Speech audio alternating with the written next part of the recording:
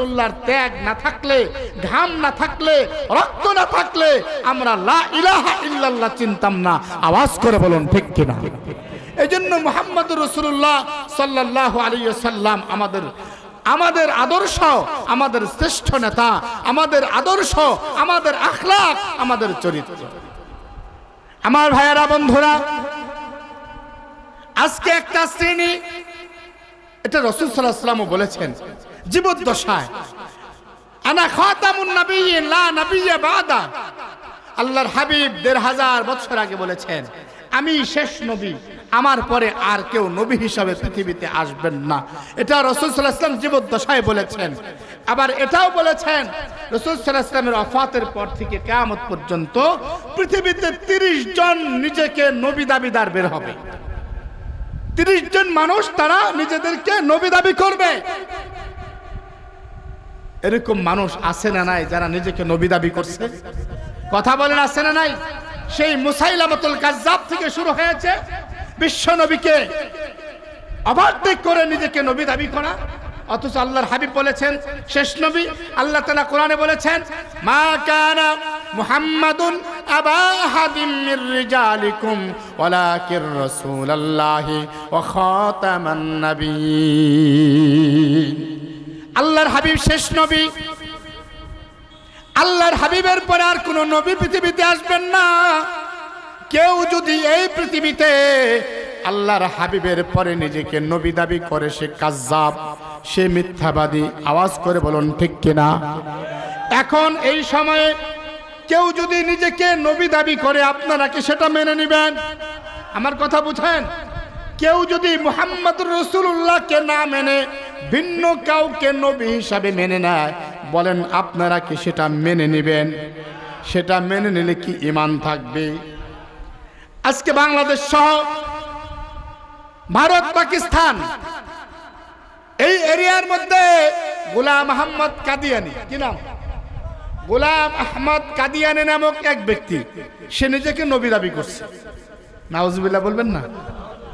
সে নিজেকে নবী দাবি করেছে। সে বলে আল্লাহ কোরআনে বলেছে শেষ নবী হিসাবে একজন আসবে, আহমদ, আমার নাম আহমদ, আমি সেই আহমদ। আর আমরা কি জানি? মুহাম্মদ যিনি, আহমদও তিনি। কথা বলেন ঠিক কিনা? রাসূল সাল্লাল্লাহু আলাইহি ওয়াসাল্লামের অনেকগুলো নাম ছিল। মুহাম্মদ একটি নাম, আহমদ একটি নাম, মুবাশশির একটি নাম, আছে না নাই? এখন আপনারাই বলেন আমাদের কালিমা কি? লা ইলাহা ইল্লাল্লাহ মুহাম্মাদুর রাসূলুল্লাহ। আওয়াজ করে বলেন ঠিক কিনা? এটাই তো আমাদের কালেমা, না ভিন্ন কিছু আছে? লা ইলাহা ইল্লাল্লাহ মুহাম্মাদুর রাসূলুল্লাহ। এখন আপনারা বুঝেন, আপনারা বলেন, কেউ যদি বলে লা ইলাহা ইল্লাল্লাহ গোলাম আহমদ কাদিয়ানী নবিউল্লাহ, বলেন না নাউজুবিল্লাহ? কেউ যদি বলে লা ইলাহা ইল্লাল্লাহ মানি, মুহাম্মাদুর রাসূলুল্লাহ মানি না, তাহলে সে কি মুসলমান থাকতে পারবে? জোরে বলেন, মুসলমান থাকতে পারবে? সে কি মুমিন হতে পারে? সে মুমিন না, সে মুসলমান না, বরং সে কাফের। আওয়াজ করে বলুন ঠিক কিনা? পাকিস্তান এবং ভারতের মতো জায়গায় যারা নিজেদেরকে গোলাম আহমদ কাদিয়ানীর উম্মত বলে দাবি করে, যারা গোলাম আহমদ কাদিয়ানীকে নবী মানে, যারা মুহাম্মদুর রাসূলুল্লাহকে শেষ নবী মানে না, এদেরকে মুসলমান হিসেবে গ্রহণ করে না এবং রাষ্ট্রীয়ভাবে তাদেরকে কাফের ঘোষণা করা হয়েছে। কিন্তু দুর্ভাগ্য, পরিতাপ ও দুঃখের বিষয় হলো আমাদের এই বাংলাদেশ 90 থেকে 95% মুসলমানের দেশ। এই দেশে আমরা এখনো পর্যন্ত এই কাদিয়ানী সম্প্রদায়কে আমরা রাষ্ট্রীয়ভাবে অমুসলিম ঘোষণা করাইতে পারি নাই। এটা আমাদের জন্য অত্যন্ত দুঃখজনক একটা ব্যাপার। আওয়াজ করে বলুন ঠিক কিনা?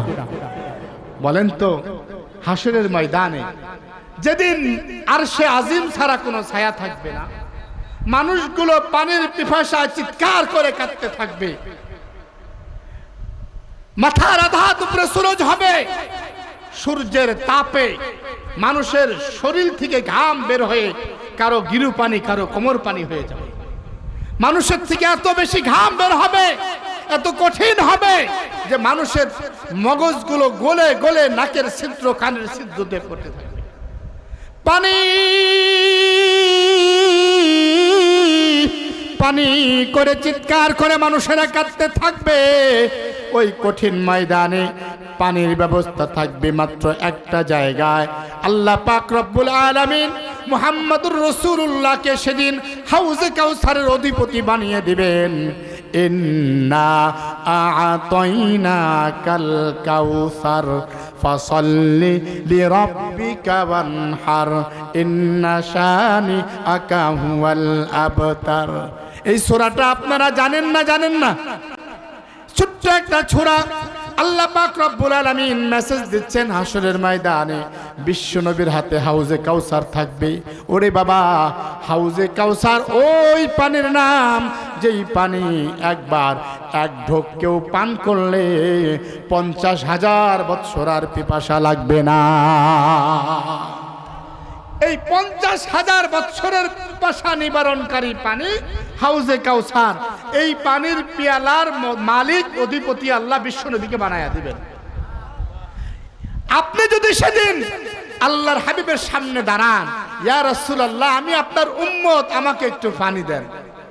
নবী আলাইহিস সালাতু ওয়াস সালাম যদি আপনার হাতটা ধরে বলে, বেটা আজকে উম্মতে মুহাম্মাদি দাবি করে পানি পান করার জন্য আসছো, যেদিন গোলাম মোহাম্মদ কাদিয়ানির ছেলেপেলারা তোমার দেশে সাইলাভ করেছিল, তোমার দেশের মধ্যে বিস্তার লাভ করেছিল, সেদিন আমি নবীর ভূমিকায় তুমি কি করেছিলে? তোমার ভূমিকা কি ছিল? আমি রাসূলের নবুয়তের চাদর নিয়ে যখন কাদিয়ানীরা টানাটানি করছে, তখন তুমি কি ভূমিকা পালন করেছ? বলেন তো, আমাদের কোনো জবাব থাকবে? সেদিন বলার কিছু থাকবে? বিশ্বনবী মুহাম্মদুর রাসূলুল্লাহ সাল্লাল্লাহু আলাইহি ওয়াসাল্লাম, সেই নবীর নাম। মানুষ ছেলের জন্য কান্দে, মেয়ের জন্য কান্দে। এই বাবারা ভালো করে বুঝেন, এই পৃথিবীতে এমনও বহুত নবী আছে যেই নবীকে আল্লাহ পাক রব্বুল আলামিন দোয়া করার সুযোগ দিলে সে ছেলের জন্য দোয়া করছে। এমনও নবী আছে যেই নবীকে আল্লাহ সুযোগ দিলে স্ত্রীর জন্য দোয়া করেছেন, বাবার জন্য দোয়া করেছেন। একমাত্র রহমতের নবী, মায়ার নবী, বিশ্ব নবী মুহাম্মদুর রাসূলুল্লাহ সারা জীবন উম্মতের জন্য কেঁদেছেন। আজও নবী আমার হায়াতুন নবী মদিনায় শুয়ে শুয়ে আপনার আর আমার জন্য কাঁদতেছেন। কি প্রয়োজন ছিল? মক্কার সেরা ধনী বানিয়ে দেওয়ার অফার দেওয়া হয়েছিল, মক্কার সেরা সেরা নারীদেরকে দেওয়ার অফার দেওয়া হয়েছিল। আল্লাহর হাবিব কবুল করেন নাই, উল্টা আমাদের পর্যন্ত ইসলাম পৌঁছিয়ে দেবার জন্য, ধর্মটা আমাদের পর্যন্ত পৌঁছিয়ে দেবার জন্য এমন কোনো মেহনত নাই যেই মেহনত বিশ্বনবী করেন নাই। খাদিজা যেদিন চলে গেলেন, খাজা আবু তালিব চলে গেলেন, বিশ্বনবীর মক্কায় দাওয়াত দেওয়ার পরিবেশ বন্ধ হয়ে গেল। আল্লাহর হাবিব চলে গেলেন মদিনা, আল্লাহর হাবিব চলে গেলেন তায়েফে দাওয়াত দেওয়ার জন্য। তায়েফের ময়দানে যায়েদ ইবনে হারেসা, আল্লাহর হাবিবের পালক পুত্র যায়েদ ইবনে হারেসাকে সঙ্গে নিয়ে বিশ্বনবী কালেমার দাওয়াত দিতে গিয়েছেন। কুলু লা ইলাহা ইল্লাল্লাহ দাখালাল জান্নাহ। ও তায়েফের মানুষেরা, ছোট্টবেলায় শৈশবে আমি তোমাদের মাঝে ছিলাম, আমি সেই মুহাম্মদ, কুরাইশের মুহাম্মদ আসছি তোমাদেরকে দিন বুঝাইবার জন্য, ধর্ম বুঝাইবার জন্য। তোমরা পড়ে নাও লা ইলাহা ইল্লাল্লাহ মুহাম্মাদুর রাসূলুল্লাহ। তোমরা পড়ো লা ইলাহা ইল্লাল্লাহ। তায়েফের দুষ্ট ছেলেদেরকে দুষ্ট মানুষগুলো লেলিয়ে দিয়েছে। এত বড় সাহস মুহাম্মাদের! মুহাম্মদ আমাদের এলাকায় এসে আমাদের বাপদাদার ধর্মে চুনকালি মারবে। এই তায়েফের যুবকেরা, মুহাম্মদ নামক পাগলটাকে তোরা জমিন থেকে আউট করে দে, শেষ করে দে। যেই নবীর জন্য আল্লাহ দুনিয়া বানিয়েছেন, যে নবীর প্রেমে আল্লাহ তাআলা দুনিয়াকে ঠিক রেখেছেন, যে নবীর উপরে একটা মাছি বসা হারাম, একটা মশা বসা হারাম ছিল, ওই নবীকে আঘাত করার জন্য তায়েফের দুষ্ট ছেলেরা হাঁটি হাঁটি পা পা করে যখন এগিয়ে আসতেছে, আল্লাহর হাবিব কি যায়েদ ইবনে হারেসা ডাক দিয়ে বলে, ইয়া রাসূলুল্লাহ, তায়েফের দুষ্ট যুবকেরা যেমনি আগায় আসতেছে মনে হয় ওরা আমাদেরকে মারবে। আল্লাহর হাবিব বলে, না না না, অন্তত পক্ষে ওরা আমার গায়ে হাত দিবে না, কারণ আমি তো ওদের কোনো ক্ষতি করি নাই। কিন্তু আশ্চর্য কারবার, তায়েফের দুষ্ট ছেলেরা আল্লাহর হাবিবের সামনে এসে চোখা চোখা পাথরগুলো আল্লাহর হাবিবের শরীরের মধ্যে মারতে আরম্ভ করছে। মায়ার নবী বিশ্ব নবী মুহাম্মদুর রাসূলুল্লাহ সাল্লাল্লাহু আলাইহি ওয়াসাল্লাম ডাক দিয়ে বলে, ও তায়েফের ছেলেরা শোনো, ছোট্ট অবস্থায় আমার তিনটা ছেলে সন্তান দুনিয়ার থেকে চলে গেছে। তিনটা ছেলে ছোট অবস্থায় মারা গেছে। যায়েদ ইবনে হারেসাকে আমি পালক পুত্র হিসেবে গ্রহণ করেছি। ওকে তোরা আঘাত করিস না, মারিস না, তোদের মারতে মন চাইলে আমারে মার। কেমন প্রেম, কেমন ভালোবাসা! যায়েদ ইবনে হারেসা ডান দিক থেকে পাথর আসে, দৌড় দিয়ে গিয়ে নিজের শরীরটা বুকটা পেতে দেয়। ও যুবকেরা, মারতে হইলে আমি যায়েদ রে মার, বিশ্ব নবীরে মারিস না। তোরা জানোস না এই নবীকে মারলে আর সে আজিমের রব কষ্ট পায়। তোরা চিনতে পারস নাই এ নবীর গায়ে আঘাত করলে আমার আল্লাহ খুশি হয়ে যাবে, তোদের কপাল পুড়ে যাবে। খবরদার, তোরা কিন্তু আমার রসুলকে মারিস না। তায়েফের যুবকেরা তাকায়া দেখলো, যেদিক থেকে পাথর মারি, যেদিক থেকে পাথর মারতে যাই, ওই দিক থেকে যায়েদ ইবনে হারেসা চলে আসে, বুকটা পেতে দেয়, নিজের শরীরে আঘাত নেয়, মুহাম্মদুর রাসূলুল্লাহকে আঘাত করতে দেয় না। এমত অবস্থায় তায়েফের যুবকেরা যায়েদ ইবনে হারেসা রাদিয়াল্লাহু তাআলা আনহুকে একটা গাছের লগে বেঁধে ফেললো। একটা গাছের সাথে বেঁধে বিশ্ব নবীকে এবার চতুর্দিক থেকে আক্রমণ করা শুরু করছে। তায়েফের দুষ্ট ছেলেরা চোখা চোখা পাথরগুলো নিয়ে বিশ্ব নবী, মায়ার নবী, জগৎ বিখ্যাত নবী মুহাম্মদুর রাসূলুল্লাহর গায়ের মধ্যে আঘাত করতেছে। একটা নয়, দুইটা নয়, শত শত বৃষ্টি বর্ষণের মতো পাথর আল্লাহর হাবিবের শরীরের মধ্যে পড়ছে। বিশ্ব নবীর পাথরের আঘাতে বিশ্ব নবীর শরীর ঝাঁঝরা হয়ে গেছে, শরীরটা বদনটা ছিদ্র হয়ে গেছে। বিশ্ব নবীর শরীর মুবারক থেকে রক্ত বের হয়ে পা দিয়ে বেয়ে বেয়ে আল্লাহর হাবিবের জুতা মুবারক পায়ের সঙ্গে লেগে গেছে। বিশ্বনবী জ্ঞান হারিয়ে ফেলেছে, বিশ্বনবী মাটির সঙ্গে ললাট হয়ে পড়ে গেছে। আল্লাহর হাবিব সাল্লাল্লাহু আলাইহি ওয়াসাল্লাম সেদিন এত কঠিন অবস্থার সম্মুখীন হয়েছেন। বিশ্বনবী তিনবার উঠে দাঁড়ানোর চেষ্টা করেছেন, তিনবার অজ্ঞান হয়ে নবী আমার জমিনে পড়ে গেছে। এত কঠিন অবস্থা হয়েছে, তায়েফের যুবকেরা মনে করছে মুহাম্মদ মনে হয় মারাই গেছে। নাউজুবিল্লাহ, মুহাম্মদ রাসূলুল্লাহকে মৃত মনে করে তারা যখন ফেলে চলে গেল, আল্লাহু আকবার, পাশেই একটা বাগান ছিল, আঙ্গুরের বাগান। বাগানের মালি যখন অসহায় বিশ্ব নবীকে পড়ে থাকতে দেখলে নিজে আর নিজেকে রক্ষা করতে পারে নাই, দৌড় দিয়ে এসে আল্লাহর হাবিবের মাথাটা তার ওর উপরে লইয়া পাকা আঙ্গুরগুলো চিপড়িয়ে চিপড়িয়ে বিশ্বনবীর মুখের মধ্যে একটু রস দেওয়ার চেষ্টা করেছে। বিশ্বনবী ওই আঙ্গুরের রস যখন তার জিহ্বার মধ্যে পড়েছে, বিশ্বনবীর হুঁশ ফিরেছে, জ্ঞান ফিরেছে। তাকায় দেখে জিবরিল আমিন আল্লাহর হাবিবের সামনে দাঁড়িয়ে আছে। আল্লাহু আকবার বলে, নবী আমার জিবরিল আমিনকে ডাক দিয়ে বলো, ও জিবরিল, আসতে এত দেরি করছো কেন? তুমি দেখো আমাকে কি অবস্থা ওরা করেছে। জিবরিল আমিন, তোমার তো আসতে এত সময় লাগার কথা নয়, এত সময় কেন তুমি ব্যয় করেছো? জিবরিল আমিন বলেন, ইয়া রাসূলুল্লাহ, ইয়া হাবিবাল্লাহ, আমি তো আসতে চাই, মহান রব আমাকে আসতে দেয় নাই, কারণ আপনার প্রত্যেকটা প্রত্যেকটা আঘাতের পরিবর্তে আল্লাহ আপনার গুনাহগার উম্মতের গুনাহ মাফ করে দিয়েছে। আল্লাহু আকবার বলেন। বিশ্বনবী আমাদের গুনাহ মাফ হওয়ার জন্য নিজে নিজের শরীরে পাথরের আঘাত সহ্য করেছেন। আল্লাহু আকবার বলেন। নিজে পাথরের আঘাত নিজের শরীরে সহ্য করে আমাদের গুনাহ মাফ করিয়েছেন। আয়েশা সিদ্দিকা রাদিয়াল্লাহু তাআলা আনহা বলেন, ইয়া রাসূলুল্লাহ, আমি তো আপনার স্ত্রী, আসেন না আমি আপনাকে একটু শরীরটা ভালো করে মলে মলে গোসল করায়া দেই। আল্লাহর হাবিব যখন শরীর থেকে গামছা অথবা গেঞ্জিটা সরায়া দিছে, আয়েশা সিদ্দিকা রাদিয়াল্লাহু তাআলা আনহা আল্লাহর হাবিবের শরীর মোবারক দেখে বেহুশ হয়ে জমিনে পড়ে গেছে। আল্লাহু আকবার বলেন। আয়েশা সিদ্দিকা বলে, ইয়া রাসূলুল্লাহ, ছোট্টবেলায় আপনার মা মারা গেছে, ছোট্টবেলায় আপনার বাবা মারা গেছে, মনে হয় আপনার পক্স হয়েছিল, আপনারা কেউ যত্ন করে নাই, এজন্য মনে আপনার শরীরের এত করুণ অবস্থা।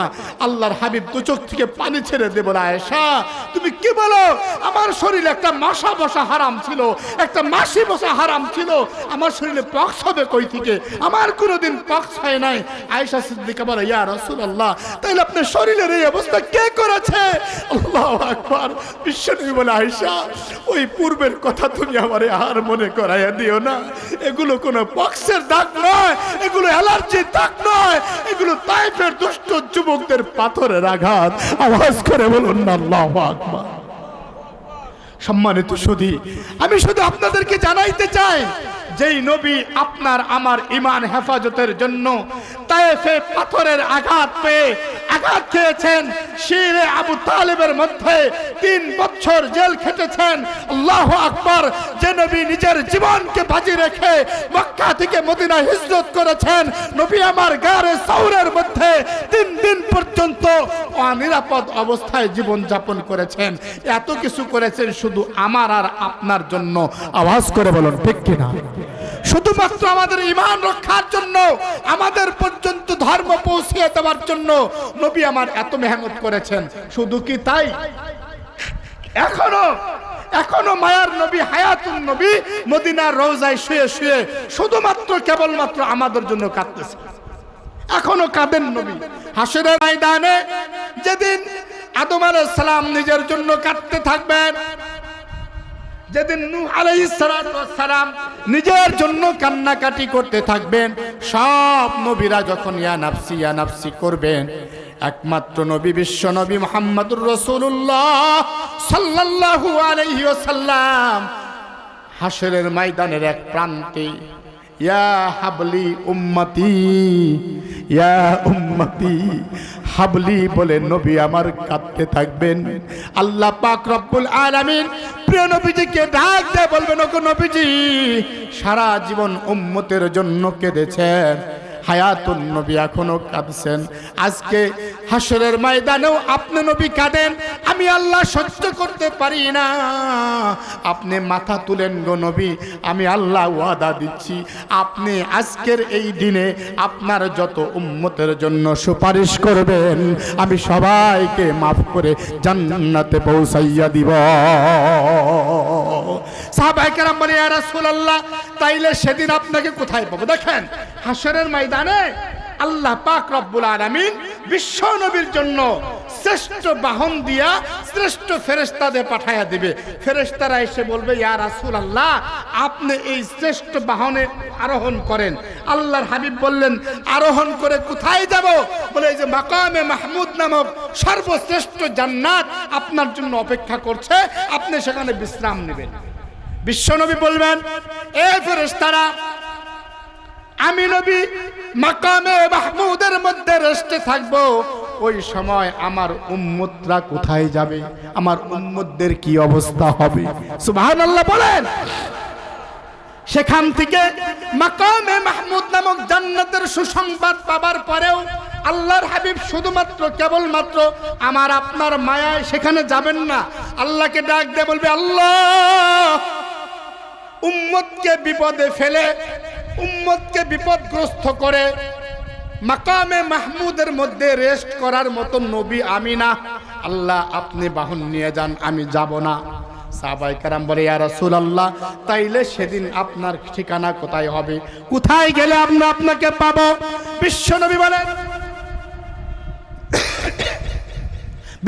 বলেন হাসরের ময়দানে আমি নবী কখনো থাকবো হাউজে কাউসারের সামনে, দাঁড়ায় দাঁড়ায় উম্মতকে পানি পান করাইতে থাকবো। আমি নবী যখন হঠাৎ আল্লাহ আমাকে মনে করায় দিবেন, আমি এখানে দাঁড়ায় রইছি, পুলসিরাতে মনে হয় উম্মত বিপদে পড়ছে, আমি নবী একটা দৌড় দিয়ে পুলসিরাতের সামনে চলে যাব। আল্লাহু আকবার বলেন। পুলসিরাতের সামনে গিয়ে নবী আমার উম্মতকে ডাক দিয়ে বলবে, ও উম্মতেরা ভয় পেও না, আমি নবী তোমাদের পাশে আছি, আমি দাঁড়াইছি, তাকায় রইছি, তোমরা পার হয়ে জান্নাতে চলে যাও। আরেকটু আসতে বলেন না সুবহানাল্লাহ। নবী বলেন হঠাৎ করে আল্লাহ আমাকে মনে করায় দিবে, আমি এখানে দাঁড়ায় রইছি, মিজানের সামনে মনে হয় উম্মত বিপদে পড়ছে। আল্লাহর হাবিব বলেন মানুষের ঘরে আগুন লাগলে মানুষ যেমন মাজায় গামছা বেঁধে দৌড় দেয়, আমি নবী এমনি ভাবে একটা দৌড় দিয়ে মিজানের পাল্লার সামনে চলে যাব। আমার এক একটা উম্মতকে ধরে ধরে ধরে ধরে আমি নবী সুপারিশ করে জান্নাতে পৌঁছাইয়া দিব। আমি বলতে চাচ্ছি শেষ কথা আমার, যেই নবী বলে ভালো করে বুঝবেন, যেই নবী সারা জীবন আমাদের জন্য কেঁদেছেন, তায়েফে মার খেয়েছেন, আজও যেই নবী হায়াতুন নবী আমাদের জন্য রওজায় শুয়ে শুয়ে কাঁদছেন, হাসরের ময়দানে আমাদের জন্য কাঁদবেন, হাউজে কাউসার পান করাবেন, পুলসিরাতে সুপারিশ করবেন, মিজানের সামনে দাঁড়িয়ে দাঁড়িয়ে আমাদের গুনাহ মাফ করায় জান্নাতে পৌঁছাইয়া দিবেন, ওই নবীর নবুয়তের চাদর নিয়ে কাদিয়ানীরা টানাটানি করলে আর আমরা যদি চুপচাপ বসে থাকি তাহলে কি চলবে? জোরে আওয়াজ দিয়ে বলুন, চলবে? সময় এসেছে, তত্ত্বাবধায়ক সরকারের সময় চলছে, অনেকেই অনেক দাবি নিয়ে এগিয়ে যাচ্ছে। বাংলাদেশের ওলামায়ে কেরাম মধুপুরী পীর সাহেব আব্দুল হামিদ সাহেবের নেতৃত্বে আগামী 15 তারিখে সাহারওয়ার্দী উদ্যানে নবী প্রেমিক জনতাকে আহ্বান করেছেন, কাদিয়ানীর গোষ্ঠীকে রাষ্ট্রীয়ভাবে মুসলিম ঘোষণা করার জন্য যদি ঢাকায় 1 কোটি লোকের প্রয়োজন হয়, আমরা নবী প্রেমিক যারা আছি প্রত্যেকেই নিজ নিজ অবস্থান থেকে সারা দেব তো ইনশাআল্লাহ। এটা আমাকে অমুক ডাকলো কিনা, অমুকের নেতৃত্বে গেলাম কিনা, এগুলি দেখার টাইম নাই। আমি যদি চিন্তা করি আমি আমার নবীর হাতে হাউজে কাউসার পান করতে চাই, আমি আমার নবীর সুপারিশে জান্নাতে যেতে চাই, তাহলে নবীর ইজ্জত রক্ষার এই সম্মেলনে আমাদের যোগ দেওয়া ফরজ। আওয়াজ করে বলুন ঠিক কিনা? 15ই নভেম্বর কে গেল কে গেল না, কে ডাকলো না দেখার সময় নাই। আমরা আপামর জনতা নবীর প্রেমে মাতোয়ারা হয়ে প্রত্যেকেই সেদিন সেখানে হাজিরা দিব। মনে রাখবেন, পাকিস্তানে যখন এই কাদিয়ানীদেরকে রাষ্ট্রীয়ভাবে মুসলিম ঘোষণা করা হয়েছে, আতাউল্লাহ বুখারী রহমতুল্লাহ আলাইহির নেতৃত্বে একটা আন্দোলন হয়েছে, সেই আন্দোলনে 10,000 মানুষ শহীদ হয়েছে। 10,000 মানুষ যখন রক্ত দিছে, সরকার কাদিয়ানীদেরকে অমুসলিম ঘোষণা করতে বাধ্য হয়েছে। আমি বলতে চাই, সোনার বাংলাদেশে যদি 50,000 লোকের প্রয়োজন হয়, যদি 50,000 রক্ত দিতে হয়, 50,000 রক্ত দিয়ে আল্লাহর হাবিবের ইজ্জত রক্ষা করতে কারা কারা প্রস্তুত? আল্লাহকে দু হাত উঁচু করে দেখান। নারে তাকবীর, নারে তাকবীর। কাদিয়ানী কাফের, কাফের। আমার ভাইরা, এটা আমাদের ঈমানি দায়িত্ব, এটা আমাদের ঈমানি কর্তব্য। ঈমানি দায়িত্ব হিসাবে আগামী 15 তারিখে 15ই নভেম্বর ঢাকার শহর অচল করে দিতে হবে। 13 সালে হেফাজত ইসলাম রক্ত দিয়েছে আল্লাহর হাবিবের জন্য। আওয়াজ করে বলুন ঠিক কিনা? আরেকটা শাপলা চত্বরের যদি প্রয়োজন হয়, ঢাকার শহর অচল করে দেওয়া হলেও নবী প্রেমিক উম্মতেরা 15ই নভেম্বর মাজায় গামছা বেঁধে, মাথায় কাফনের কাপড় বেঁধে কাদিয়ানীদেরকে, নবীর শত্রুদেরকে রাষ্ট্রীয়ভাবে অমুসলিম ঘোষণা করায় ছাড়বে।